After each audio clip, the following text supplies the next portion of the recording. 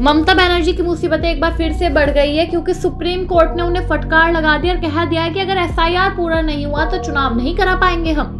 Supreme court ने पश्चिम बंगाल की मतदाता सूची के एसआईआर मामले में राज्य सरकार के सहयोग न करने पर कड़ी नाराजगी जताई है। मुख्य न्यायाधीश ने साफ कहा है कि चुनाव के लिए साफ सुथरी मतदाता सूची जरूरी है और इसमें देरी बर्दाश्त नहीं की जाएगी। सुप्रीम कोर्ट में पश्चिम बंगाल की मतदाता सूची के विशेष गहन पुनरीक्षण यानी कि एसआईआर को लेकर अहम सुनवाई चल रही है। इस दौरान कोर्ट ने राज्य सरकार के रवैये पर कड़ी नाराजगी जताई और चुनाव आयोग के साथ सहयोग न करने पर निराशा जाहिर की है।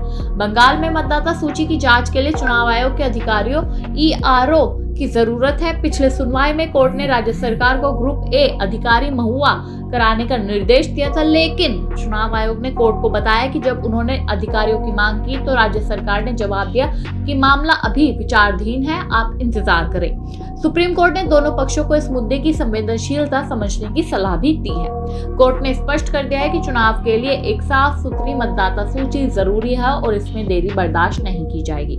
सुप्रीम कोर्ट ने राज्य सरकार को भी चेतावनी दे डाली है। मुख्य न्यायाधीश ने राज्य सरकार के इस जवाब पर नाराजगी जताई और सख्त लहजे में चेतावनी भी दी है।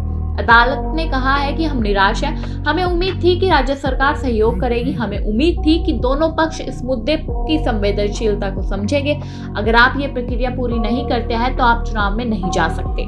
सुनवाई के दौरान चुनाव आयोग ने पूछा कि अगर राज्य सरकार अधिकारी नहीं देती है तो वो दूसरे राज्य की प्रशिक्षित अधिकारी तैनात कर सकते हैं। चुनाव आयोग ने बताया कि उन्होंने दूसरे राज्यों में ऐसा ही किया है और इससे कोई समस्या नहीं हुई। हालांकि कोर्ट ने कहा कि बाहर के अधिकारियों को बंगाली भाषा समझने में दिक्कत हो सकती है, जिससे मतदाता सूची के वेरिफिकेशन में समस्या आएगी।